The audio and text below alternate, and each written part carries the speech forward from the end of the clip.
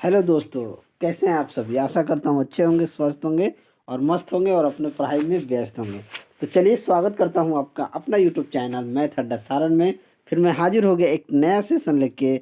इसके झा सर का जो रेलवे सामान्य ज्ञान का वॉल्यूम 2 है, इस बुक का हम महामैराथन 150 प्रश्न का महामैराथन करने वाले हैं। तो चलिए, अगर आप हमारे चैनल पर नए हैं तो चैनल को सब्सक्राइब कर लीजिए, साथ ही साथ बेल आइकन को दबा लीजिए ताकि हम कोई भी वीडियो अपलोड करें तो उसका नोटिफिकेशन आप तक मिलता रहे।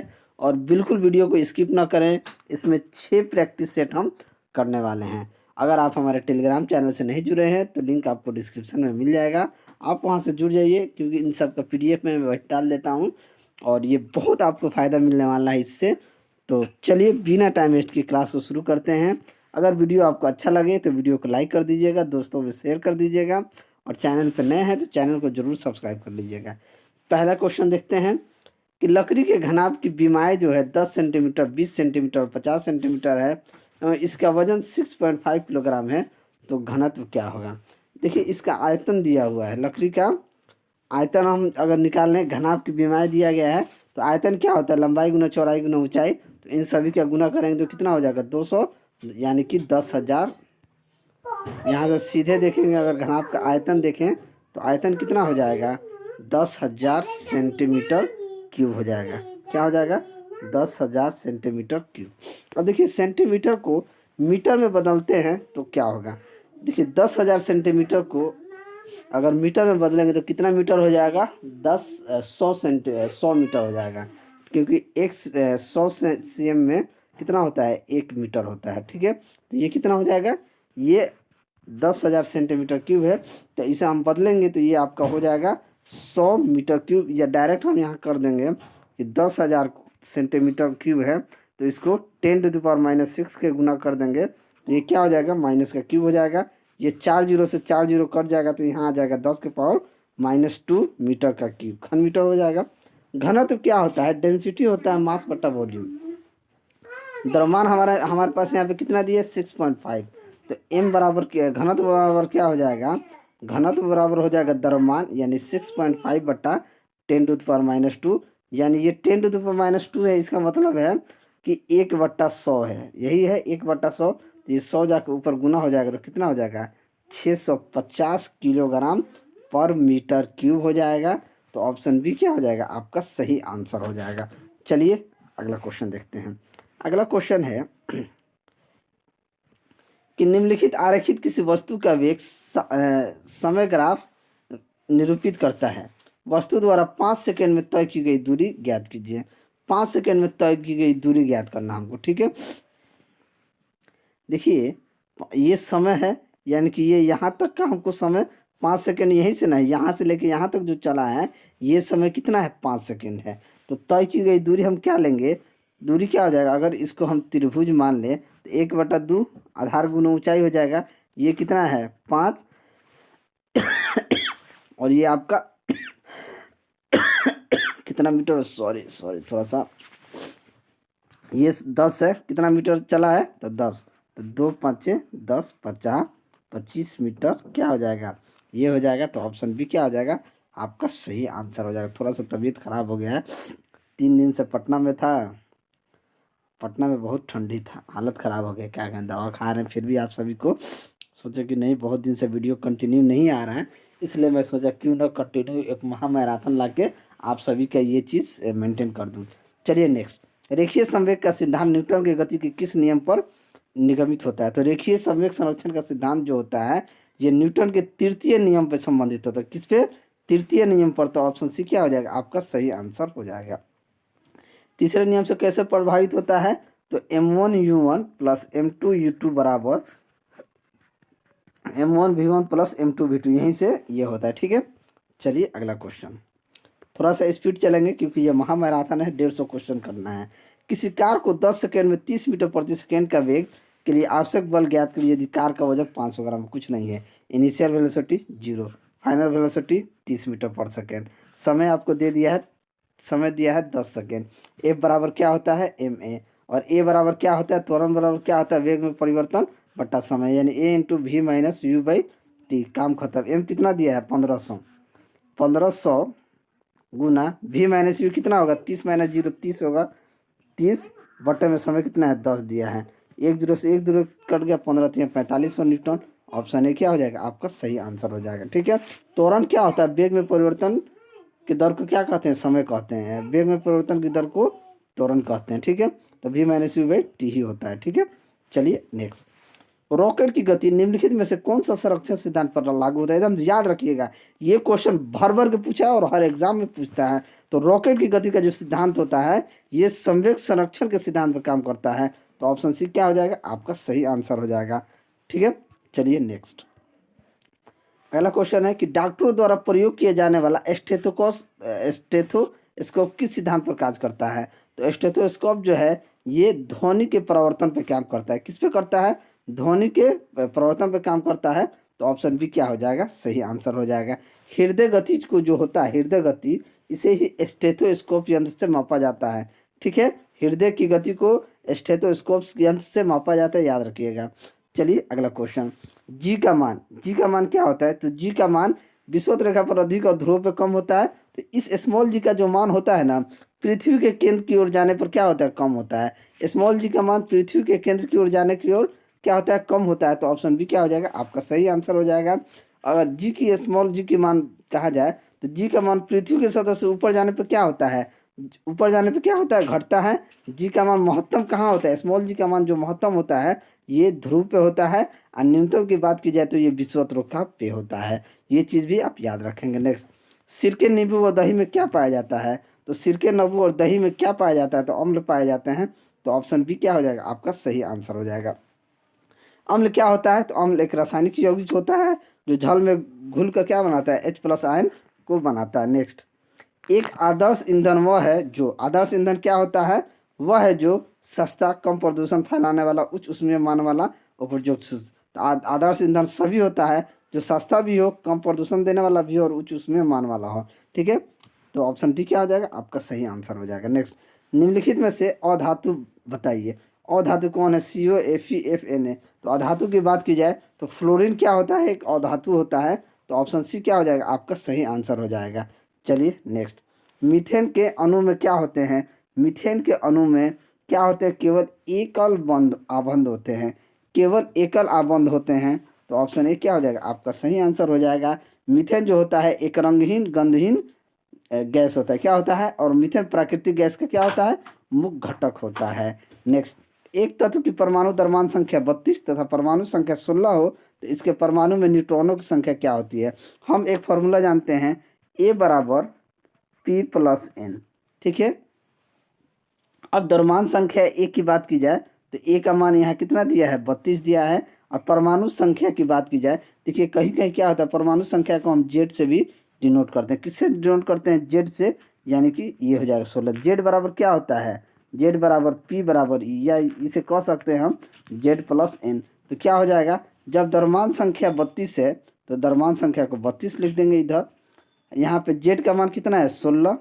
तो हमसे पूछा है न्यूट्रॉन की संख्या क्या होगी, तो 32 में से 16 जाएगा, कितना हो जाएगा, 16 हो जाएगा। तो ऑप्शन बी क्या हो जाएगा, आपका सही आंसर हो जाएगा। नेक्स्ट, एक वस्तु के संवेग की गणना कीजिए जिसका द्रव्यमान 50 किलोग्राम है और 6 मीटर प्रति सेकंड के वेग से गतिमान है। संवेग पूछ रहा है, संवेग बराबर क्या होता है, द्रव्यमान गुना वेग। क्या होता है, द्रव्यमान गुना वेग, यानी कि पी बराबर क्या होता है, mv। कुछ नहीं करना है, मास कितना दिया है, 50 गुना 6, 300 किलोग्राम पर मीटर सेकेंड। तो ऑप्शन बी क्या हो जाएगा, आपका सही आंसर हो जाएगा। नेक्स्ट, लोहा में गैल्वेनाइजेशन, गैल्वेनीकरण में किस धातु का प्रयोग किया जाता है। ये भर भर के पूछता है, आंख बंद के कहिए कि जिंक का उपयोग किया जाता है गैल्वेनाइज करने के लिए। ऑप्शन सी क्या हो जाएगा, आपका सही आंसर हो जाएगा। पानी को रोगाणुमुक्त करने के लिए उपयोग किए जाने वाले रसायन क्या हैं, तो ये क्लोरीन होता है। तो ऑप्शन ए क्या हो जाएगा, आपका सही आंसर हो जाएगा। मैक्सिमम बार ये क्वेश्चन पूछा गया है। चलिए नेक्स्ट, परमाणु के केंद्रक के चारों ओर वृत्ताकार पथ में इलेक्ट्रॉन बिना ऊर्जा खोए घूमते हैं, ये किस वैज्ञानिक के द्वारा बताया गया है। तो ये बोर का सिद्धांत है, बोर द्वारा बताया गया है। तो ऑप्शन बी क्या हो जाएगा, आपका सही आंसर हो जाएगा। बोर का एक सिद्धांत है, बोर साहब ने यही चीज़ बताया है। ठीक है, चलिए नेक्स्ट, परमाणु ऊर्जा प्रदान करने के लिए किस खनिज का उपयोग किया जाता है। तो परमाणु ऊर्जा प्रदान करने के लिए यूरेनियम खनिज का उपयोग किया जाता है। तो ऑप्शन सी क्या हो जाएगा, आपका सही आंसर हो जाएगा। यूरेनियम का एक और चीज़ है जो याद रखिएगा, यूरेनियम जो होता है प्रकृति में पाए गए तत्वों में सबसे भारी तत्व होता है। यूरेनियम का परमाणु संख्या 92 होता है और यूरेनियम का द्रव्यमान संख्या कितना होता है? 238 होता है। चलिए नेक्स्ट, रेगिस्तान में वन रोपण में बाधा कौन है? तो वन रोपण में बाधा क्या है? कम वर्षा है। तो ऑप्शन ए क्या हो जाएगा? आपका सही आंसर हो जाएगा। रेगिस्तान में नमी की कमी होती है। किसकी कमी होती है? नमी की कमी होती है। नेक्स्ट, दालचीनी पेड़ के किस भाग से एकत्रित किए जाते हैं? तो दालचीनी जो होते हैं ये छाल है, छिलका है। तो ऑप्शन सी क्या हो जाएगा? आपका सही आंसर हो जाएगा। नेक्स्ट, तंबाकू में उपस्थित एल्कोलाइड होती है। तंबाकू में उपस्थित एल्कोलाइड क्या होती है? ये निकोटीन होती है। तो ऑप्शन सी क्या हो जाएगा? आपका सही आंसर हो जाएगा। मानव शरीर के सबसे छोटी हड्डी किसकी होती है? स्टेपिच होती है, एकदम कान की हड्डी। कई बार पूछा गया, मैक्सिमम बार पूछा गया है। अब सबसे लंबी पूछा जाए तो जांग की हड्डी होती है जिसको फीमर कहते हैं, ये भी याद रखिएगा। चलिए नेक्स्ट, कि पोषकों का वायुमंडल में जिन कुछ सूक्ष्म जीवों की सहायता से पुनः चक्रण होता है उन्हें क्या कहते हैं? तो उन्हें अपघटक कहते हैं। तो ऑप्शन बी क्या हो जाएगा? आपका सही आंसर हो जाएगा। अपघटक पर्यावरण के लिए भी आवश्यक है। चलिए नेक्स्ट, अगला क्वेश्चन देखते हैं कि निम्नलिखित में से कौन सी ग्रंथि हार्मोन निर्माण के संबंधित है? हार्मोन निर्माण से संबंधित कौन सी ग्रंथि है? तो ये अंतःस्रावी ग्रंथि जो होता है ये हार्मोन निर्माण के से संबंधित है। तो ऑप्शन डी क्या हो जाएगा? आपका सही आंसर हो जाएगा। ठीक है, नलिका विहीन ग्रंथि जो होती है अंतःस्रावी ग्रंथि होती है। यह क्या होती है कि हार्मोन रक्त प्लाज्मा के द्वारा शरीर के विभिन्न भागों में क्या पहुंचता है। ठीक है, चलिए नेक्स्ट, द्विनाम बाइनोमियल द्विनाम पद्धति निम्नलिखित में से संबंधित है। तो द्विनाम पद्धति जो होता है जीव का वैज्ञानिकरण नाम है जिसमें दो शब्द होते हैं। क्या होता है? जीव का वैज्ञानिक नामकरण है जिसमें क्या होते हैं? दो शब्द होते हैं। तो ऑप्शन बी क्या हो जाएगा? आपका सही आंसर हो जाएगा। और अगला क्वेश्चन देखते हैं, निम्नलिखित में से कौन सा पादप रोग खनिज की कमी के कारण होता है? तो चुकंदर का केंद्र विकलन जो होता है हॉट रोड, ये चुकंदर का विकलन जो होता है खनिज की कमी के कारण होता है। तो ऑप्शन ए क्या हो जाएगा? आपका सही आंसर हो जाएगा। ये हमारा प्रैक्टिस सेट 5 खत्म हो गया। अब प्रैक्टिस सेट 6 का पहला क्वेश्चन हम देखते हैं।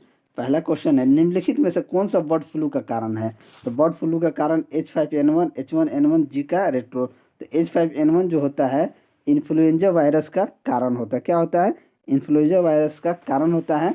इसके कारण पक्षियों में एक अत्यंत संक्रामक और गंभीर श्वसन संबंधी बीमारी होती है जिसके इक्वन इन्फ्लुएंजा या बर्ड फ्लू कहते हैं। ठीक है, चलिए नेक्स्ट, मुर्गियों में रिकेट्स रोग किस विटामिन की कमी के कारण होता है? तो मुर्गियों में रिकेट्स रोग जो होता है ये विटामिन डी की कमी के कारण होता है। क्या होता है?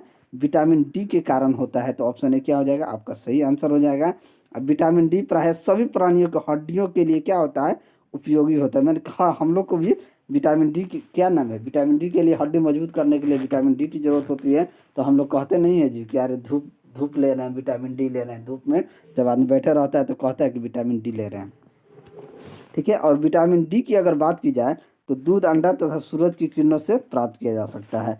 चलिए अगला क्वेश्चन, थैलेसीमिया एक आनुवंशिक रोग है जिससे प्रभावित क्या होता है? इससे थैलेसीमिया से रक्त प्रभावित होता है। ठीक है, थैलेसीमिया एक बीमारी जिसमें रोगी के शरीर में क्या होता है?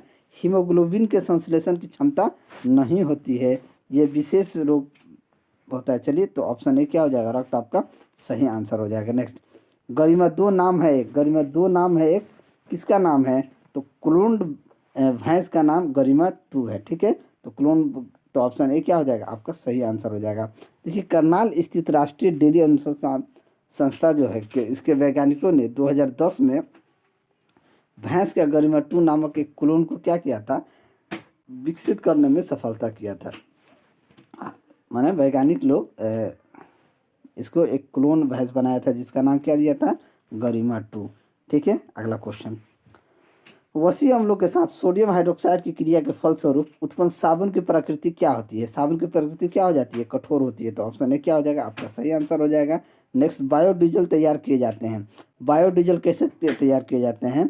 तो ये जत्रोफा, करण, सोयाबीन यानी कि इन सभी से बायोडीजल। तो ऑल ऑफ दिस क्या हो जाएगा? आपका सही आंसर हो जाएगा। भारत का पहला बायोडीजल संयंत्र ऑस्ट्रेलिया के सहयोग से कांकीनारा सेज में स्थापित है। कहाँ है? कांकीनारा सेज में स्थापित है। और सोयाबीन का अगर वैज्ञानिक नाम देखा जाए तो इसे ग्लाइसिन मैक्स के नाम से जाना जाता है। नेक्स्ट, अगर बल्ब फिलामेंट का प्रतिरोध 1200 ओम है तो 220 वोल्ट के स्रोत से इलेक्ट्रिक बल्ब में कितनी धारा प्रवाहित होगी। अब देखिए यहाँ पर रेजिस्टेंस का मान कितना दिया है, आर का मान दे दिया है 1200, ठीक है। वोल्ट का मान कितना दिया है 220 वोल्ट। हम सूत्र जानते हैं कि V बराबर आई आर होता है। हमसे आई पूछ रहा है तो आई बराबर क्या हो जाएगा V बट्टा आर। वोल्टेज कितना है जी 220, रेजिस्टेंस कितना है 1200। पहले एक जीरो से एक जीरो काट देंगे, 2 से काटिए, 2 से 11 बार में कट गया, 2 से 60 बार में कट गया, 11 बट्टा 60 यानी कि ये 0.8 एम्पियर के आसपास आ जाएगा। तो ऑप्शन बी क्या हो जाएगा आपका सही आंसर हो जाएगा। नेक्स्ट अगला क्वेश्चन है जी कि विद्युत वाहक बल का मान डैश के बराबर होता है। विद्युत वाहक बल का मान जो होता है ई बराबर डब्ल्यू बटा क्यू के बराबर होता है। ई बराबर डब्ल्यू बटा क्यू याद रखिए, ऑप्शन बी आपका सही आंसर हो जाएगा। नेक्स्ट एक गोलाकार दर्पण जिसकी वक्रता त्रिज्या आर है तो उसकी फोकस दूरी कितनी होगी। उसकी फोकस दूरी कितनी होगी, तो अगर वक्रता त्रिज्या आर है तो फोकस दूरी क्या हो जाएगी, दुगना हो जाएगी, 2r हो जाएगी। तो ऑप्शन बी क्या हो जाएगा आपका सही आंसर हो जाएगा। देखिए किसी भी अगर गोला दर्पण की त्रिज्या एक गोलाकार दर्पण की वक्रता त्रिज्या आर होती है तो फोकस दूरी वक्रता त्रिज्या की क्या हो जाती है, आधी हो जाती है। सॉरी दुगना नहीं, आधी हो जाती है। ये आधी हो जाती है, ये 2r नहीं होगा, उसका आधी हो जाती है, आर बटा 2 हो जाएगा। तो ऑप्शन ए क्या हो जाएगा आपका सही आंसर हो जाएगा। ठीक है, चलिए अगला क्वेश्चन देखते हैं। मैदान की अपेक्षा रेगिस्तान की रात अधिक ठंडी होती है क्योंकि वहाँ क्या होता है, क्योंकि वहाँ बालू जितनी जल्दी गर्म होती है उतनी ही जल्दी ठंड पड़ जाती है, इसीलिए क्या हो जाता है रात ठंडी हो जाती है। तो ऑप्शन बी क्या हो जाएगा आपका सही आंसर हो जाएगा। नेक्स्ट अगला क्वेश्चन है इनमें से कौन सी एक रासायनिक प्रतिक्रिया नहीं है। अपघटन, गुरुत्वाकर्षण, ऑक्सीकरण, हाइड्रोलिसिस। तो कौन सा एक रासायनिक प्रतिक्रिया नहीं है, तो गुरुत्वाकर्षण जो होता है ये रासायनिक प्रतिक्रिया नहीं होता है। तो ऑप्शन सी क्या हो जाएगा आपका सही आंसर हो जाएगा, क्योंकि गुरुत्वाकर्षण क्या होता है, ये भौतिक प्रतिक्रिया है। ठीक है, चलिए नेक्स्ट किसी ऐसे तार का प्रतिरोध क्या होगा जिसमें 2 वोल्ट संभावित विभवांतर लागू किया जाता है, तार के माध्यम से करंट का प्रवाह एकम होगा। V बराबर कितना होता है आई आर, तो R बराबर क्या हो जाएगा V बट्टा आई यानी कि 2 बट्टा 1 यानी कि 2 ओम हो जाएगा। ऑप्शन बी क्या हो जाएगा आपका सही आंसर हो जाएगा। नेक्स्ट अगला क्वेश्चन है कि एक डायोप्टर डैश के बराबर होता है। क्या होता है, एक डायोप्टर किसके बराबर होता है, तो एक डायोप्टर जो होता है लेंस की क्षमता क्या होती है 1 बट्टा फोकस, लेंस की क्या होता है 1 बट्टा एफ। तो ये क्या हो जाता है 1 m के पावर 1 हो जाएगा। तो ऑप्शन बी क्या हो जाएगा आपका सही आंसर, एक डायोप्टर बराबर, ऑप्शन बी क्या हो जाएगा आपका सही आंसर हो जाएगा। नेक्स्ट न्यूट्रॉन को छोड़कर सभी परमाणुओं में मौजूद होते हैं MgCH Cr। तो न्यूट्रॉन को छोड़कर सभी परमाणु में मौजूद क्या हो जाते हैं, हाइड्रोजन जो होते हैं सभी में मौजूद होते हैं। तो ऑप्शन सी क्या हो जाएगा आपका सही आंसर हो जाएगा। धातु के चायदानियों में लकड़ी के हैंडल क्यों लगाए जाते हैं, लकड़ियों के हैंडल इसलिए लगाए जाते हैं कि धातु के चायदानियों में लकड़ी का हैंडल, क्योंकि लकड़ी की उसमें क्या हो जाता है कुचालक होती है, लकड़ी की उसमें क्या होती है कुचालक होती है, जल्द गर्म नहीं होता है। तो ऑप्शन ए क्या हो जाएगा आपका सही आंसर हो जाएगा। ठीक है, नेक्स्ट एक थर्मल फ्लास्क को भली प्रकार पॉलिश किया जाता है। थर्मल फ्लास्क को भली प्रकार सॉरी पॉलिश किया जाता है क्योंकि सभी बाह्य विकिरण विकिरण परिवर्तित करने के लिए ये किया जाता है, पॉलिश किया जाता है। तो ऑप्शन डी क्या हो जाएगा आपका सही आंसर हो जाएगा। चलिए अगला क्वेश्चन देखते हैं कि निम्नलिखित में से कौन सी स्थिति टेस्ट ट्यूब बेबी की परिघटना को सही रूप से निरूपित करती है। टेस्ट ट्यूब बेबी की सही रूप से परित करती है कि जब भ्रूण बनने की प्रत्येक प्रक्रिया टेस्ट ट्यूब में होती है, जब भ्रूण का विकास टेस्ट ट्यूब में होता है, या जब निषेचन बाह्य होता है और विकास आंतरिक होता है। देखिए क्या होता है टेस्ट ट्यूब निषेचन क्या होता है बाहर होता है और विकास कहाँ होता है आंतरिक होता है। तो ऑप्शन सी क्या हो जाएगा आपका सही आंसर हो जाएगा टेस्ट ट्यूब। ये कई बार इस तरह के प्रश्न पूछे जाते हैं, निषेचन बाहर होता है और आंतरिक विकास आंतरिक होता है यानी अंदर होता है। नेक्स्ट हाइड्रोकार्बन के पूर्ण दहन के परिणाम स्वरूप निम्नलिखित में से क्या प्राप्त होता है। हाइड्रोकार्बन के पूर्ण दहन के परिणाम स्वरूप CO2 प्लस H2O क्या होता है प्राप्त होता है। तो ऑप्शन बी क्या हो जाएगा आपका सही आंसर हो जाएगा। अगला क्वेश्चन देखते हैं। थोड़ा सा दिक्कत है भाई लोग, थोड़ा इस चीज़ को आप लोग समझिएगा, सॉरी। नेक्स्ट देखते हैं निम्नलिखित में से कौन सा पौष्टिक तत्व अस्थि एवं दांतों के निर्माण एवं मौजूदगी के लिए आवश्यक होता है। तो देखिए आयोडीन जो होता है ये दांतों और अस्थि के लिए आवश्यक, मजबूती के लिए आवश्यक नहीं है। ठीक है, तो ऑप्शन डी क्या हो जाएगा आपका सही आंसर हो जाएगा। दांत के लिए कैल्शियम, फ्लोरीन और फास्फोरस जरूरी है। नेक्स्ट, किस यंत्र का काम डायनामो के कार्य का उल्टा होता है? तो डायनेमो के कार्य का उल्टा किसका होता है? ट्रांसफार्मर, रेफ्रिजरेटर, जनरेटर, मोटर का होता है। तो ऑप्शन बी क्या हो जाएगा आपका सही आंसर हो जाएगा। नेक्स्ट देखते हैं कि कौन सा बायोमास ऊर्जा का उदाहरण नहीं है। बायोमास ऊर्जा का उदाहरण कौन सा नहीं है? लकड़ी, गोबर गैस, परमाणु ऊर्जा, कोयला। तो परमाणु ऊर्जा जो है बायोमास ऊर्जा का उदाहरण नहीं है। तो ऑप्शन सी क्या हो जाएगा आपका सही आंसर हो जाएगा। नेक्स्ट, एक परमाणु जिसकी परमाणु संख्या 14 है तो संयोजक इलेक्ट्रॉनों की संख्या क्या होगी? देखिए सिलिकॉन का परमाणु संख्या 14 होता है। तो इसका इलेक्ट्रॉनिक विन्यास देखा जाए Si 14 तो 2 8 14 होता है। ठीक है, 2 8 14 होता है तो कितना हो जाएगा आपका 4। कितना हो जाएगा 4 हो जाएगा। तो ऑप्शन डी क्या हो जाएगा आपका सही आंसर हो जाएगा। नेक्स्ट, अगला क्वेश्चन देखते हैं कि थोड़ा सा इसको नीचे करने दीजिए। रात में तारे चमकते हैं, किस कारण चमकते हैं? तो देखिए अनेक अपवर्तनों के कारण तारे चमकते हैं। तो ऑप्शन ए क्या हो जाएगा आपका सही आंसर हो जाएगा। आकाश का रंग नीला दिखाई देता है, नीले प्रकाश के प्रकरणों के कारण ऐसा होता है। ठीक है, और सभी तारे ध्रुव तारा को छोड़कर रात्रि आकाश में पूर्व से पश्चिम की ओर चलते प्रतीत होते हैं। नेक्स्ट, निकट दृष्टि दोष या माइपिया को निम्नलिखित में से किसका प्रयोग करते हुए ठीक किया जा सकता है? तो अवतल लेंस का प्रयोग करके उसे ठीक किया जा सकता है। तो ऑप्शन सी क्या हो जाएगा आपका सही आंसर हो जाएगा। अगला क्वेश्चन देखते हैं, लिवरवर्ट लिवरवर्ट जो होता है क्या होता है? तो लिवरवर्ट जो होता है ये ऐसी स्थलीय भूमि है पादप जिसमें जड़, तना और पत्तियों में विभेदन नहीं होता है। तो ऑप्शन बी क्या हो जाएगा आपका सही आंसर हो जाएगा। जड़ पौधों के अक्ष का अवरोही भाग होता है। चलिए ये 6 नंबर है। अब 7 नंबर देखते हैं। ठीक है, थोड़ा सा चलिए प्रैक्टिस सेट 7 का पहला क्वेश्चन देखते हैं।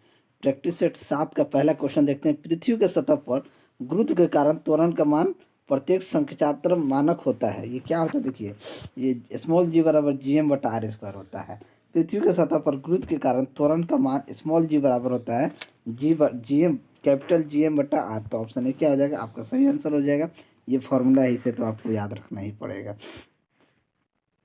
हवा में प्रकाश का वेग 3 × 10⁸ मीटर पर सेकेंड है और कांच में 2 × 10⁸ मीटर पर सेकेंड है।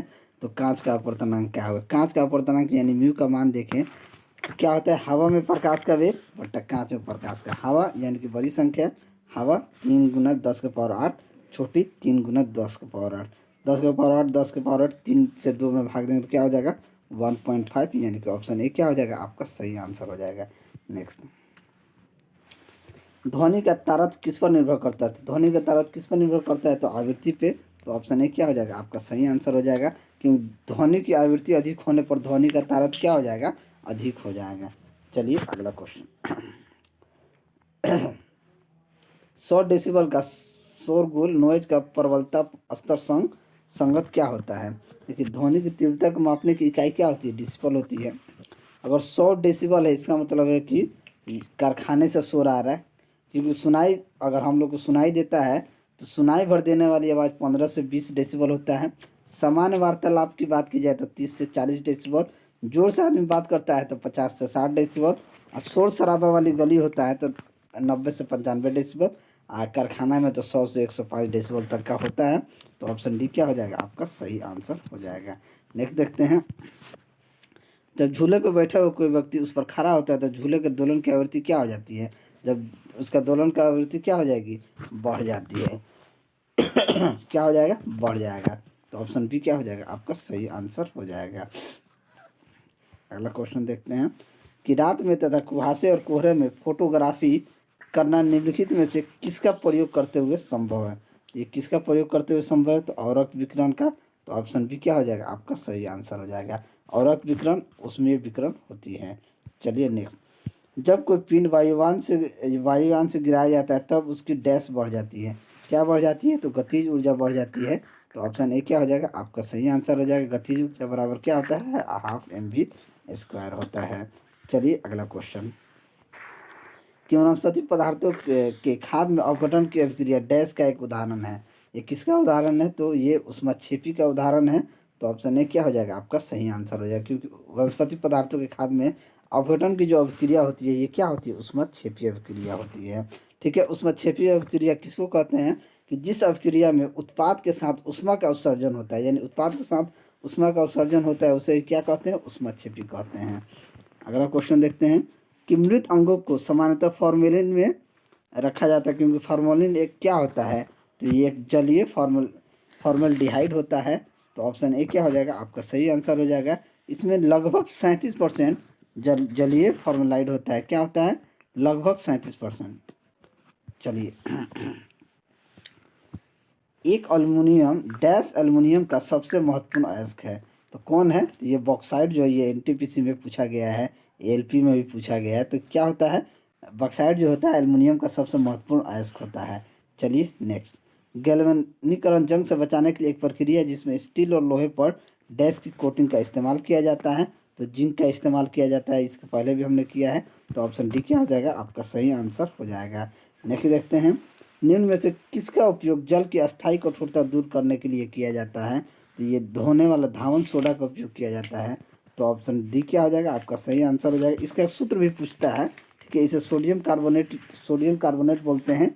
Na2, इसको लिख लीजिए, Na2CO3 इंटू 10H2O बोला जाता है। ये पूछता भी है कि धोने वाले सोडा को क्या कहते हैं? सोडियम कार्बोनेट कहते हैं, ये भी याद रखिएगा। चलिए अगला क्वेश्चन देखते हैं कि निम्नलिखित में से कौन सा कथन सत्य है? एक संतुलित रासायनिक समीकरण में अभिकारकों और उत्पादों में सभी तत्वों के परमाणुओं की संख्या समान होती है। एक असंतुलित रासायनिक समीकरण में अभिकारकों और उत्पादों में एक या अधिक अवयव वाले परमाणुओं की संख्या असमान होती है। इन दोनों में से कौन सत्य है? हमसे यही पूछा गया। तो देखिए, ये दोनों सत्य हैं। क्या है?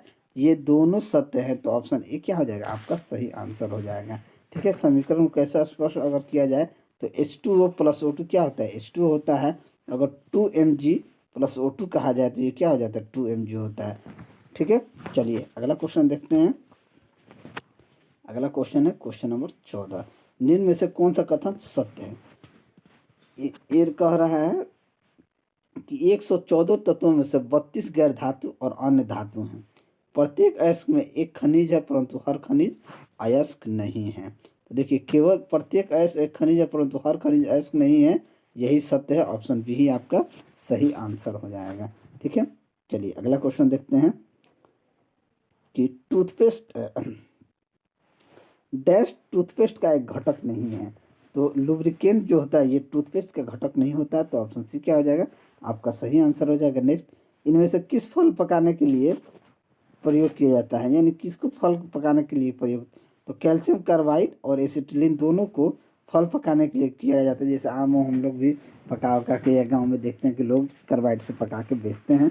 ठीक है, ये तो आप लोग भी पढ़ के समझ जाइएगा। ठीक है, चलिए अगला क्वेश्चन देखते हैं कि निम्नलिखित में से कौन सा न्यूनतम विद्युत ऋणात्मक मूल्य तत्व है? तो कौन सा है? तो सीजियम जो है न्यूनतम विधात्मक ऋणात्मक तत्व मूल तत्व है। तो ऑप्शन ए क्या हो जाएगा आपका सही आंसर हो जाएगा। ठीक है, नेक्स्ट, पेंक्रियास मेढक में पाई जाती है। तो पेंक्रियास जो होता है मेढक के आमाशय तथा डिओडिनम के बीच में पाया जाता है। तो ऑप्शन सी क्या हो जाएगा आपका सही आंसर हो जाएगा।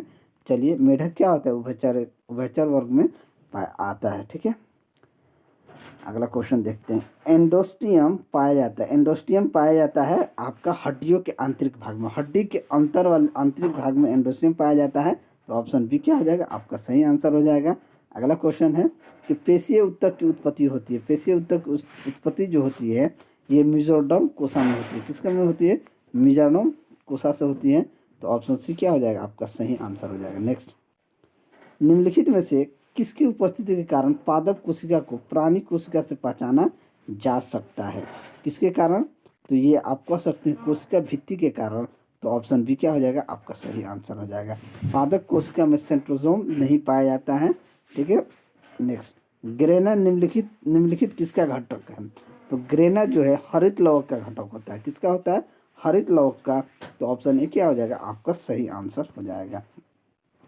नेक्स्ट, कैल्सीफाइड उपस्थिति उपस्थिति पाई जाती है। ये किस उपस्थिति में पाया जाता है? तो ये सुप्रा स्कैपुला में पाया जाता है। तो ऑप्शन बी क्या हो जाएगा? आपका सही आंसर हो जाएगा। नेक्स्ट, रक्त का थक्का जमने के लिए आवश्यक विटामिन होता है।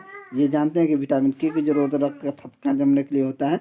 तो ऑप्शन सी क्या हो जाएगा? आपका सही आंसर हो जाएगा। और नेक्स्ट, ग्लोमेरुलस जो बना होता है ये क्या होता है? धमनियों के समूह से, कोशिकाओं के समूह से, सिराओं के समूह से, या उपयुक्त तीनों में से। तो ग्लोमेरुलस जो होता है ये कोशिकाओं के समूह से बना होता है।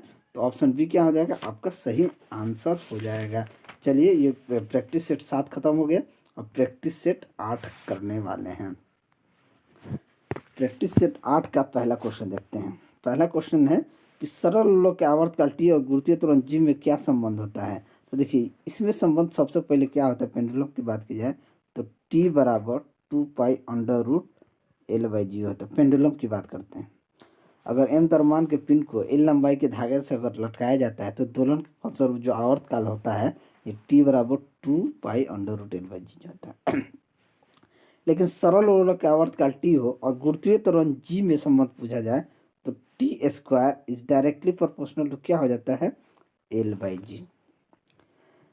T square directly proportional to क्या होता है? L/g। तो कौन सा ऑप्शन हो गया? तो ऑप्शन बी आपका सही आंसर हो जाएगा। चलिए अगला क्वेश्चन।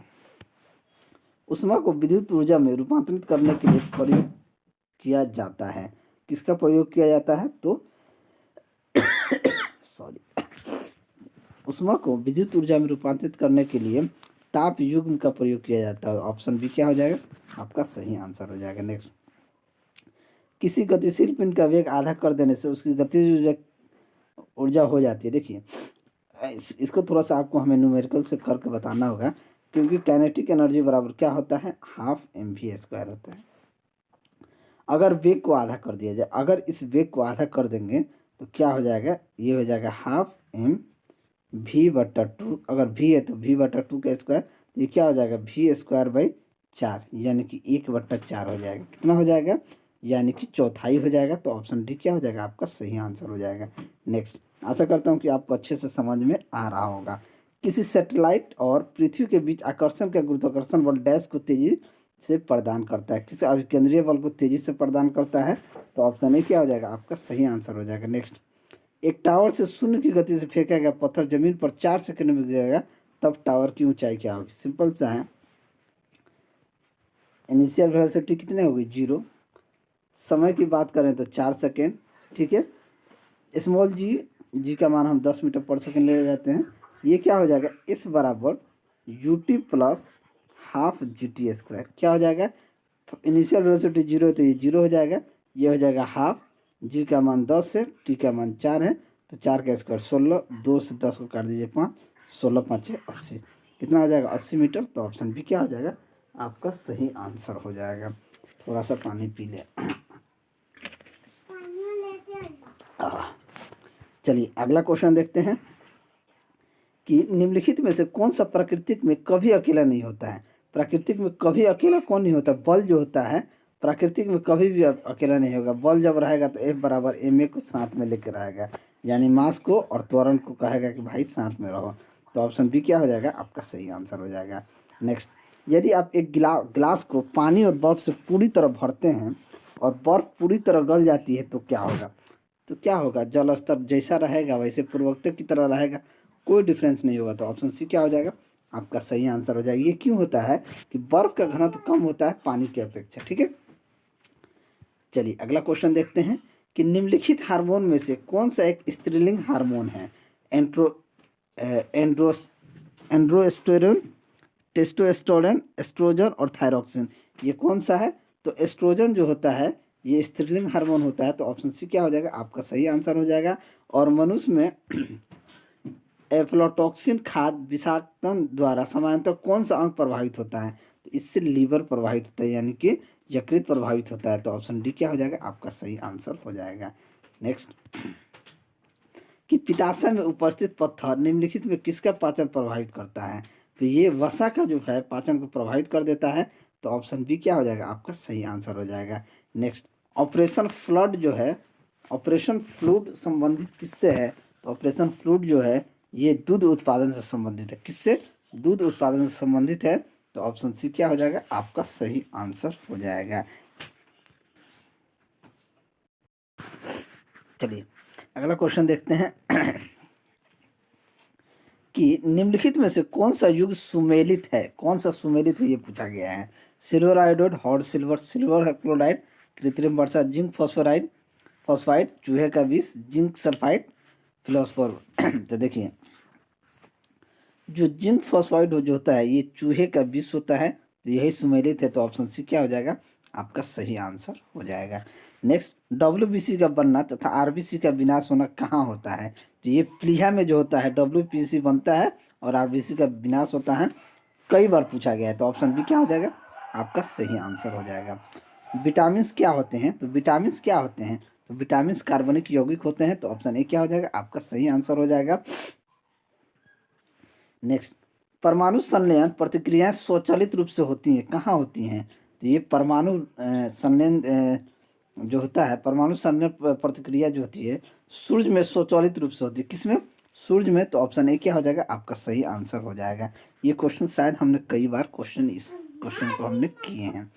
चलिए अगला क्वेश्चन, जिस तापमान पर तरल अपनी तरल अवस्था से ठोस अवस्था में परिवर्तित होता है उसे डैश कहा जाता है, उसे क्या कहा जाता है, उसे हिमांक बिंदु कहा जाता है, तो ऑप्शन बी क्या हो जाएगा आपका सही आंसर हो जाएगा। गलनांक और प्राय गलनांक और हिमांक क्या होते हैं, बराबर होते हैं। नेक्स्ट, निम्नलिखित में से किसने परमाणु की अविभाज्यता के बारे में बताया था, तो परमाणु की अविभाज्यता के बारे में सर डाल्टन ने बताया था, तो ऑप्शन ए क्या हो जाएगा आपका सही आंसर हो जाएगा। और डाल्टन ने द्रव की संरचना का गहन अध्ययन किया था। नेक्स्ट, विद्युत प्रतिरोधकता का एसआई इकाई क्या होती है, तो विद्युत प्रतिरोधक का एसआई इकाई जो होती है ओम मीटर होता है, तो ऑप्शन ए क्या हो जाएगा आपका सही आंसर हो जाएगा। नेक्स्ट, एक अम्ल और क्षार के बीच अभिक्रिया के परिणाम स्वरूप क्या उत्पन्न होता है, तो इसके लवण और जल उत्पन्न होता है, तो ऑप्शन डी क्या हो जाएगा आपका सही आंसर हो जाएगा। क्षार प्लस अम्ल बराबर क्या हो जाता है, लवण प्लस जल, ठीक है। नेक्स्ट, प्रकाश बल्ब का फिलामेंट बनाने के लिए डैश धातु का उपयोग किया जाता है, किसका उपयोग किया जाता है जी, टंगस्टन का ना, हाँ बिल्कुल टंगस्टन का उपयोग किया जाता है, तो ऑप्शन बी आपका सही आंसर हो जाएगा।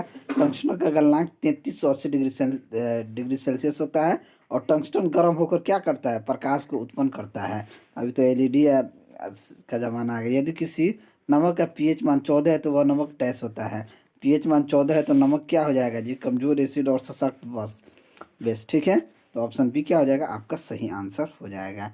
नेक्स्ट, निम्नलिखित में से किन कणों में सकारात्मक आवेश होता है, सकारात्मक आवेश किस में होता है, तो प्रोटॉन में होता है, तो ऑप्शन बी आपका सही आंसर हो जाएगा। नेक्स्ट, प्रिज्म से गुजरने पर प्रकाश का कौन सा रंग सबसे अधिक विचलन प्रदर्शित करता है, तो सबसे अधिक विचलन विप्योर में बैगनी का होता है यानी वायलेट का, तो ऑप्शन सी क्या हो जाएगा आपका सही आंसर हो जाएगा। नेक्स्ट, अगला क्वेश्चन देखते हैं कि लैंप में की बत्ती में तेल किसके कारण ऊपर उठता है, तेल किसके कारण उठता है, तो केसिकीय घटना के कारण क्या होता है, लैंप की बत्ती में तेल ऊपर उठता है, तो ऑप्शन बी क्या हो जाएगा आपका सही आंसर हो जाएगा। संघ प्रोटोजोआ से संबंधित जंतुओं का समूह क्या कहलाता है, तो ये पैरामीशियम तथा प्लाज्मोडियम कहलाता है, तो ऑप्शन डी क्या हो जाएगा आपका सही आंसर हो जाएगा। चलिए प्रैक्टिस सेट ये हम लोग 8 किए थे, अब ये प्रैक्टिस सेट 9 कर रहे हैं, ठीक है। प्रैक्टिस सेट 9 का पहला क्वेश्चन हम देखते हैं, ठीक है। प्रैक्टिस सेट 9 का पहला क्वेश्चन है, एक भूमि स्तर उपग्रह पृथ्वी की सतह से 5 आर ऊपर कक्षा में घूम रहा है, जहां आर बराबर पृथ्वी की त्रिज्या, दूसरे उपग्रह का परिक्रमण काल क्या होगा यदि वह पृथ्वी की सतह से 2 आर ऊपर हो। देखिए ये क्या हो जाएगा, R1 बराबर क्या हो जाएगा यहाँ 5R प्लस आर यानी कि 6R। T1 की बात की जाए, घूम रहा है यदि पृथ्वी से 2R दूसरे पर, तो यहाँ अगर T1 की बात की जाए तो 24 घंटा। अगर R2 की हम यहाँ से देखें तो 2R प्लस आर कितना हो जाएगा 3R। देखिए केपलर का तीसरे नियम के अनुसार क्या होता है, यहाँ केपलर यहाँ देखते एक चीज़ हम देख लें कि R1 हमारा 6R है, R2 हमारा 3R है, तो केपलर के नियम क्या कहता है कि T2 का क्यूब बट्टा T1 का स्क्वायर बराबर R2 का क्यूब बट्टा R1 का क्यूब। ठीक है, बस इसी पे हम क्या निकाल लेंगे, यहाँ से हम अपना मान निकाल लेंगे। तो हमारा क्या है, R2 कितना था, R1 हमारा 6R है, ये हो जाएगा R2 हमारा 3R है। तो 3/6R का अगर हम क्यूब देखें तो R कट गया, 3 दूनी 6 यानी कि 1/8, तो ये आ गया 1/8 आ गया। अब यहाँ से अगर हम T2 देखें तो T2 का मान क्या आ जाएगा, T1/8। T1/8, T1 का मान हमने 24 घंटा लिया था, तो 24/8 को हम लिख सकते हैं 2√2। 2 से कट गया 12, 12/√2। फिर इसका हर पर में करेंगे तो √2 यानी कि ये 2 हो जाएगा, यानी कि 6√2 घंटा, यानी कि ऑप्शन सी हमारा क्या आ जाएगा, सही आंसर आ जाएगा। चलिए, ये केपलर का नियम पे ये क्वेश्चन बनेगा। नेक्स्ट देखते हैं कि वाहनों के अग्रदीपों में हेडलाइटों में किस प्रकार का दर्पण का इस्तेमाल किया जाता है। तो ये अवतल दर्पण का प्रयोग किया जाता है हेडलाइट में, तो ऑप्शन बी क्या हो जाएगा, आपका सही आंसर हो जाएगा। देखिए, अवतल दर्पण का उपयोग जो होता है, बड़ी फोकस दूरी वाला अवतल दर्पण दाढ़ी बनाने में, अवतल दर्पण का उपयोग की बात की जाए तो ज़्यादा बड़ी फोकस दूरी वाला अवतल दर्पण दाढ़ी बनाने में काम आता है। आँख कान नाक के डॉक्टर के द्वारा क्या उपयोग में लाया जाता है। गाड़ी की headlight, light, search light, solar cooker में भी यूज किया जाता है। नेक्स्ट, निजी कंप्यूटरों की कार्य क्षमता समाप्त हो जाने पर उत्पन्न कचरे को क्या कहते हैं। उसके कचरे को कहते हैं ई कचरा। तो ऑप्शन डी क्या हो जाएगा, आपका सही आंसर हो जाएगा। ई मतलब इंटरनेट। चलिए, अगला क्वेश्चन देखते हैं। किसी आपतित किरण के लिए किसी समतल दर्पण को 15 डिग्री से घुमाया जाता है तो परावर्तित किरण किस किस कोण से मुड़ेगी। तो थीटा क्या हो जाएगी, घुमाया जाए 2 थीटा हो जाता है, तो 15 दूना 30, तो ऑप्शन बी क्या हो जाएगा, आपका सही आंसर हो जाएगा।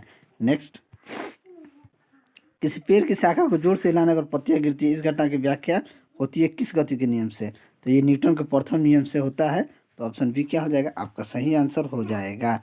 ये क्या होता है, जब पहली बार अगर मान लीजिए वृक्ष विश्राम में अवस्था में रहता है, ठीक है, जब विश्राम अवस्था में रहता है वृक्ष को अचानक हिलाया जाए तो वृक्ष की शाखा जो जो जिस पे पत्ती रहती है शाखा क्या करती है, गति करने लगती है, जिसके कारण क्या होता है, विश्राम की जरूरत के कारण फल और पत्तियां विश्राम अवस्था में रहती है, इसलिए नीचे क्या हो जाती है, गिरने लगती हैं। ठीक है, नेक्स्ट अगला क्वेश्चन देखते हैं। निम्नलिखित में से कौन सा सही सुमेलित नहीं है। सुमेलित सही नहीं है, हमसे पूछा गया है, सही नहीं है। एनोमीटर वायु का वेग, एमीटर विद्युत धारा, टेकोमीटर दाब अंतर, पायरोमीटर उच्चता। तो देखिए सही कौन सा है, टेकोमीटर दाब दाब का अंतर है, यही सही नहीं है, तो ऑप्शन सी क्या हो जाएगा, आपका सही आंसर हो जाएगा।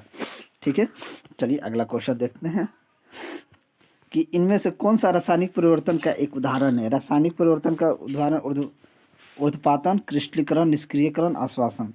तो ये कौन नहीं है, उदाहरण है, ये निष्क्रियण जो है ये रासायनिक परिवर्तन का एक उदाहरण है, तो ऑप्शन एक सही आंसर हो जाएगा, सी। चलिए अगला क्वेश्चन देखते हैं। जिप्सन, जिप्सन है, जिप्सन क्या है, जिप्सन जो है ये आपका रासायनिक रूप से अवक्षेपित और सादिश शैल होता है, तो ऑप्शन सी क्या हो जाएगा, आप सही आंसर हो जाएगा। जिप्सन की बात की जाए तो ये CaSO4.2H2O एक तहदार खनिज है, जिसे क्या कहते हैं, सेलेनाइट भी कहते हैं। नेक्स्ट, प्रचुर मात्रा में उपलब्ध ज्वलनशील प्राकृतिक गैस कौन सी होती है। तो प्रचुर मात्रा में कौन सा होता है, तो मीथेन जो होता है, तो ऑप्शन बी क्या हो जाएगा, आपका सही आंसर हो जाएगा। मीथेन को CH4 से डिनोट करते हैं। नेक्स्ट, मेथिल एल्काइल और एथिल एल्कोहल के आणविक द्रव्यमान में डैश इकाई का अंतर होता है। कितने इकाई का अंतर होता है जी, देखिए मिथिल एल्कोहल को देखा जाए तो इसका आणविक सूत्र होता है CH3OH। अगर इसको जोड़ा जाए तो 12 प्लस 1 3 प्लस आपका 16 प्लस हाइड्रोजन का 1 कितना हो जाएगा, ये आपका 12 3 15, 1531 1 32 हो जाएगा। और एल्कोहल, एथिल एल्कोहल का जोड़ा जाए तो इसका सूत्र होता है C2H5OH। C2 यानी कि हो जाएगा 12 दूना 24 प्लस 5 प्लस 16 प्लस हाइड्रोजन का यानी कि 46। इन दोनों का अंतर कितना हो जाएगा, 46 32 14, तो ऑप्शन ए क्या हो जाएगा, आपका सही आंसर हो जाएगा। नेक्स्ट, HCFC का विस्तार क्या होता है। HCFC का विस्तार जो होता है हाइड्रोक्लोरोफ्लोरोकार्बन होता है, तो ऑप्शन बी क्या हो जाएगा, आपका सही आंसर हो जाएगा। नेक्स्ट, जब एक एसिड धातु ऑक्साइड के साथ अभिक्रिया करता है तो उत्पाद के रूप में डैश और डैश प्राप्त होता है। क्या प्राप्त होता है? तो लवण और जल प्राप्त होता है। तो ऑप्शन ए क्या हो जाएगा? आपका सही आंसर हो जाएगा। अगला क्वेश्चन देखते हैं कि यदि किसी विलयन ने नीला लिटमस रंग में परिवर्तन हो जाता है तो इसका पीएच स्तर कितना होने की संभावना होता है? तो इसका पीएच जो है आपका 6 होने का संभावना है। जब एक क्षारीय विलयन क्षार पेपर को क्या कर देता है? नीला कर देता है। अम्लीय विलयन के पीएच सदैव क्या होता है? स्तर जो है 7 से कम होता है। एक्टिनियम की परमाणु संख्या कितनी होती है? तो एक्टिनियम की परमाणु संख्या 89 होती है। तो ऑप्शन ए क्या हो जाएगा? आपका सही आंसर हो जाएगा। 88 की बात की जाए तो रेडियम की होती है, और थोरियम की 90 और प्रोटेक्नियम की 91 होती है। चलिए अगला क्वेश्चन। डैश तत्वों में सबसे बड़ा परमाणु कौन है? तो लिथियम जो है सबसे बड़ा परमाणु होता है। तो ऑप्शन सी क्या हो जाएगा? आपका सही आंसर हो जाएगा। नेक्स्ट, नीचे दिए गए, ये थोड़ा सा क्वेश्चन बड़ा है। नीचे दिए गए आकृति से क्या अनुमान लगाया जा सकता है? तो क्या अनुमान लगाया जा सकता है? सॉलिड, लिक्विड, गैस और प्लाज्मा। पदार्थ के चारों अवस्थाओं की आणविक व्यवस्था देखी जा सकती है। प्लाज्मा एक तरल पदार्थ है जो शरीर के सभी कोशिकाओं में मौजूद होता है। यही तो प्लाज्मा क्या होता है? प्लाज्मा एक तरल पदार्थ है या ठोस, द्रव तथा गैस का गुणों से क्या होता है? काफ़ी भिन्न होता है, और प्लाज्मा को पदार्थ की चौथी अवस्था मानी जाती है। तो सबसे भिन्न हो गया। चलिए अगला क्वेश्चन। अगला क्वेश्चन है कि समान पदार्थों के, थोड़ा सा नीचे करने दीजिए, समान पदार्थों के भौतिक अवस्था में शामिल नहीं है डैश पदार्थ है। तो कौन पदार्थ शामिल नहीं है? तो कोलाइड जो होता है ये समान पदार्थों की भौतिक अवस्था में शामिल नहीं है, कोलाइड पदार्थ। नेक्स्ट, मनुष्य में पाए जाने वाले अवशेषी अंग कौन होते हैं? तो मनुष्य में पाए जाने वाले अवशेषी अंग जो होते हैं ये निर्मेशक पटल तथा वर्मीफॉर्म अपेंडिक्स जो होता है ये अवशेषी अंग होते हैं। तो ऑप्शन सी क्या हो जाएगा? आपका सही आंसर हो जाएगा। नेक्स्ट, तंत्रिकाएं जो संवेदों में मस्तिष्क से पहुंचती है क्या कहलाती हैं? तो ये आपका संवेदी नाड़ियाँ कहलाती हैं। तो ऑप्शन सी क्या हो जाएगा? आपका सही आंसर हो जाएगा। और नेक्स्ट, वायरस द्वारा मनुष्य में निम्नलिखित में से कौन सी बीमारी होती है? तो वायरस द्वारा कौन बीमारी होता है? तो इन्फ्लुएंजा जो होता है वायरस द्वारा होता है। तो ऑप्शन ए क्या हो जाएगा? आपका सही आंसर हो जाएगा। चलिए अगला क्वेश्चन देखते हैं कि वह कौन से प्रथम वैज्ञानिक थे जिन्होंने तंबाकू की पत्ती से वायरस को पृथक किया था? तो ये इवानोवस्की जो थे, यही जो थे जो तंबाकू के पत्ती से वायरस को क्या किए थे? पृथक किए थे। नेक्स्ट, टाइफाइड के संक्रमण में बचाव का सर्वाधिक सुगम उपाय क्या है? तो सबसे सर्वाधिक सुगम उपाय जो वो टीकाकृत होना है, यानी टीका ले लेना है। तो ऑप्शन सी क्या हो जाएगा? आपका सही आंसर हो जाएगा। टाइफाइड जो होता है ये नेला टाइफी जीवाणु से जो होता है, यह रोग आंत को प्रभावित करता है। चलिए अगला क्वेश्चन देखते हैं कि 5 वर्ष की आयु में किसी बच्चे को सामान्यतः होते हैं कितने दांत होते हैं? ये पूछा गया है। तो ये दांत 16, 20, 24 या 28। तो कितने दांत होते हैं? तो 20 दांत होते हैं। 5 वर्ष की उम्र में सामान्यतः 20 दांत होते हैं। तो ऑप्शन बी क्या हो जाएगा? आपका सही आंसर हो जाएगा। पित्त कहाँ बनता है? पित्त कहाँ बनता है? तो ये यकृत में बनता है। तो ऑप्शन बी क्या हो जाएगा? आपका सही आंसर हो जाएगा। अगला क्वेश्चन देखते हैं। एड्रेनालिन एक हार्मोन है जो प्रभावित करता है वृद्धि तथा उपापचय दर्द को, शर्करा उपापचय को, रक्तदाब, मूत्र की मात्रा को। तो एड्रेनालिन एक हार्मोन है जो प्रभावित करता है रक्तदाब को प्रभावित करता है। तो ऑप्शन सी क्या हो जाएगा? आपका सही आंसर हो जाएगा।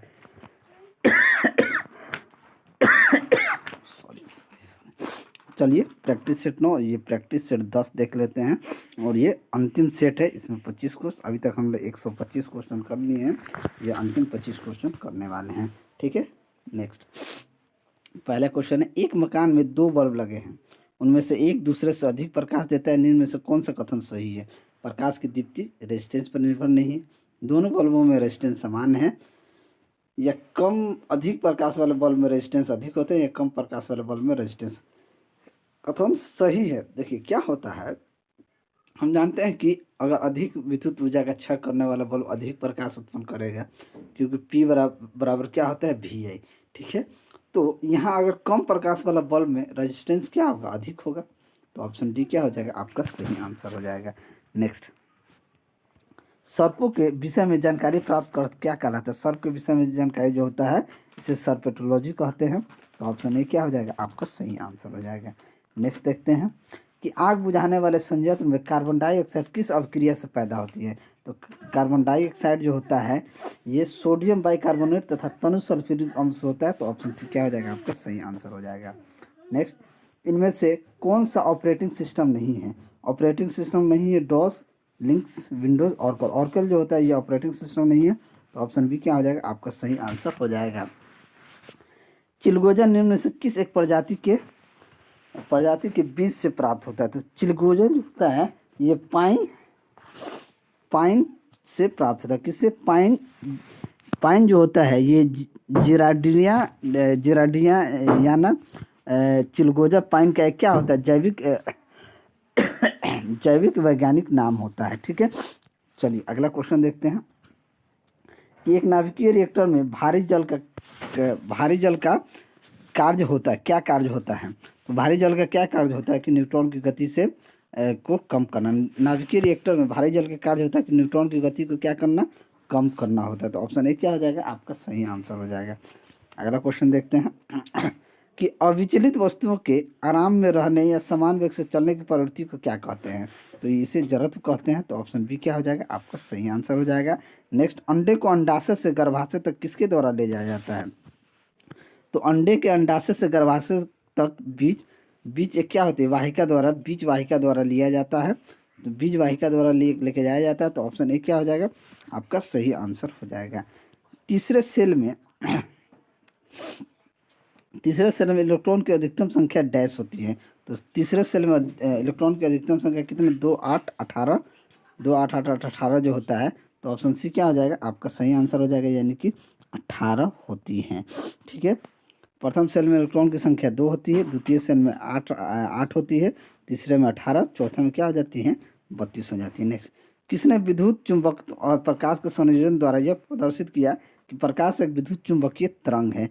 ये किसने बताया था? तो जेम्स मैक्सवेल ने। तो ऑप्शन सी क्या हो जाएगा? आपका सही आंसर हो जाएगा। 1865 में इन्होंने बताया था। डैश एक रासायनिक परिवर्तन नहीं है।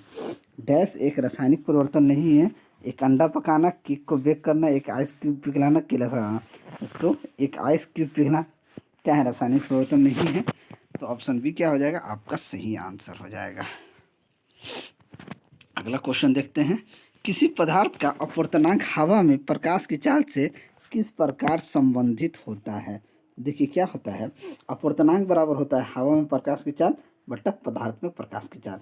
हवा में प्रकाश की चाल बटा पदार्थ में प्रकाश की चाल, यानी कि ऑप्शन डी क्या हो जाएगा? आपका सही आंसर हो जाएगा। अगला क्वेश्चन देखते हैं कि अगला क्वेश्चन है कि पोलियोमाइलाइटिस डैश की वजह से होता है।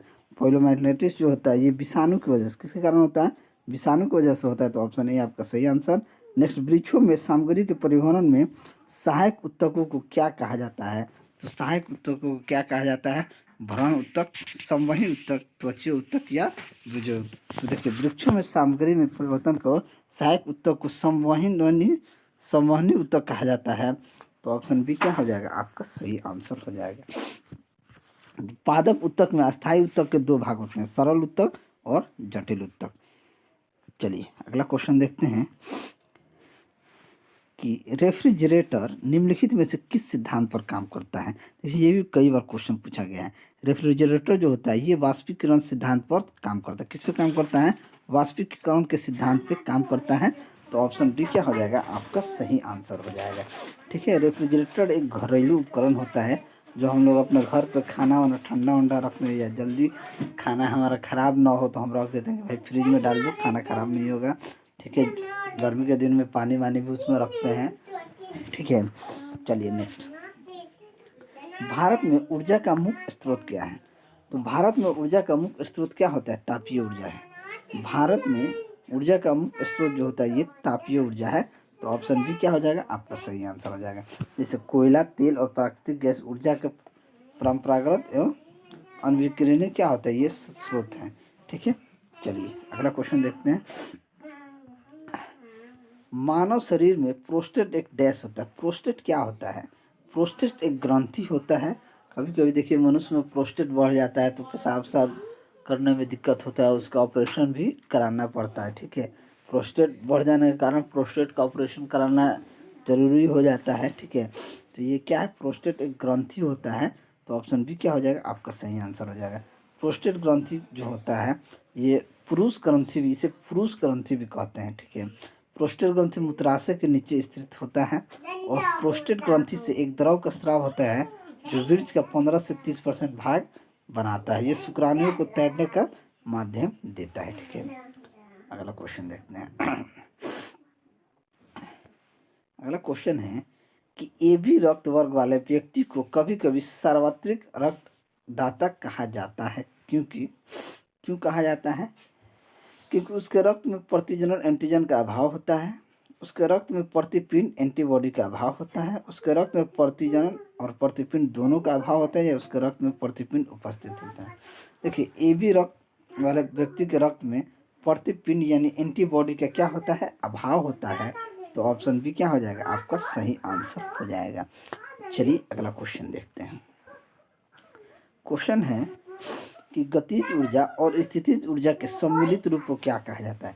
देखिए, हमने कई बार कहा है, ये क्वेश्चन घुमा फिरा के पूछिए देता है। गतिज ऊर्जा यानी कि kinetic energy plus potential energy, ये होता है मैकेनिकल एनर्जी। क्या होता है, गतिज ऊर्जा प्लस स्थितिज ऊर्जा बराबर क्या होता है, यांत्रिक ऊर्जा होता है। यानी कि ऑप्शन सी क्या हो जाएगा, आपका सही आंसर हो जाएगा। चलिए अगला क्वेश्चन देखते हैं कि डैश तत्व में, थोड़ा सा पानी पी लेने दीजिए, प्यास लग गया है।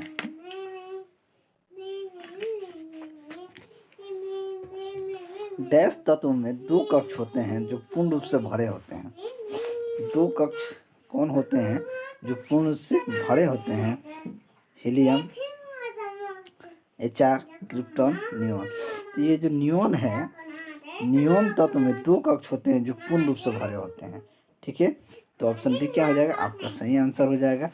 नियोन का खोज 1898 ईस्वी में रैमजे और टेवर्स ने किया था। किसने किया था? रैमजे और टेवर्स ने किया था। नेक्स्ट, NH4NO3 में नाइट्रोजन का प्रतिशत कितना होता है? देखिए, इसका नाइट्रोजन का प्रतिशत हमको निकालने के लिए क्या करेंगे, NH4NO3 में N का परमाणु द्रव्यमान, NH4NO3 का कुल अनुद्रव्यमान क्या होगा। देखिए, अगर इसका कुल अनुद्रव्यमान निकालने NH4NO3 का, इसको पूरा क्लियर करते हैं। NH4NO3 का कुल हम निकालें तो ये 14 प्लस 4 गुना 1 4 प्लस 14, ऑक्सीजन का 16 होता है तो 16 गुना 3 यानी कि 14 दूना 28, 28 4 32 प्लस 16 3 48, ये हो जाएगा आपका 8 10 के 0 हाथ में 1 3 4 4 80। ठीक है, और ये आपका नाइट्रोजन में 2 N है, 14 14 28, 28 बट्टा 80 गुना 100 करेंगे, 20 चौके 80, 20 5 100, 4 7 28, 7 5 35, यानी कि नाइट्रोजन का प्रतिशत कितना हो जाएगा, 35% हो जाएगा। तो ऑप्शन ए क्या हो जाएगा, आपका सही आंसर हो जाएगा। नेक्स्ट अगला क्वेश्चन देखते हैं कि कॉपर के एक अणु में कितने परमाणु होते हैं? कॉपर के एक अणु में कितने परमाणु होते हैं? तो कॉपर के एक अणु में परमाणुओं की संख्या होती है 6.022 इंटू 10⁻23 परमाणु, यानी कि ऑप्शन सी क्या हो जाएगा, आपका सही आंसर हो जाएगा। ठीक है, नेक्स्ट, एक लघु दृष्टि दोष युक्त आंख का दुरुस्त बिंदु 50 सेंटीमीटर है। दृष्टि दोष को दूर करने वाले लेंस की शक्ति क्या हो जाएगी? देखिए, अगर उसकी लघु दृष्टि दोष कितनी दुरुस्त बिंदु है, 50। चलो इसको क्लियर करते हैं। अगर x का मान हमने मान लिया कि 50 सेंटीमीटर है, p हमको निकालना है, स्मॉल f का मान कितना दे दिया है, -50 सेंटीमीटर। तो पावर बराबर क्या होता है, 100/f, यानी कि 100/-50, 50 दूनी 100, यानी कि माइनस का 2 डायोप्टर क्या हो जाएगा, -2d। तो ऑप्शन ए क्या हो जाएगा, आपका सही आंसर हो जाएगा। नेक्स्ट, निम्नलिखित में से कौन युक्ति युक्त ऑपरेटर नहीं है? एड, नॉट, एंड, और कौन नहीं है, ये हमको पूछ रहा है। एंड गेट, और गेट, नॉट गेट, ये एड गेट थोड़ी होता है जी, तो यही नहीं है, तो ऑप्शन ए क्या हो जाएगा आपका सही आंसर। एंड गेट होता है। कौन गेट होता है? एंड गेट होता है। एंड होता है, एड नहीं होता है। तो ऑप्शन ए ही क्या हो जाएगा हमारा गलत आंसर हो जाएगा, ऑपरेटर नहीं है, तो ऑप्शन ए गलत। नेक्स्ट कि सर रोनाल्ड रॉस ने खोज निकाला है कि मलेरिया का परागण मच्छरों द्वारा होता है, पेचिश रोग परजीवी अमीबा के कारण होता है, कैंसर के कारण विकिरण है, लिवर फ्लू का मध्यस्थ पोषक घोंघा है। देखिए क्या होता है, मलेरिया का परागण मच्छरों द्वारा होता है। मलेरिया किसके कारण होता है? तो मच्छरों द्वारा होता है। ये किसने खोजा है? सर रोनाल्ड रॉस ने खोज निकाला है कि मलेरिया का परागण मच्छरों द्वारा होता है। तो ऑप्शन ए क्या हो जाएगा आपका सही आंसर हो जाएगा। ये 1887 ईस्वी में इन्होंने खोजा है।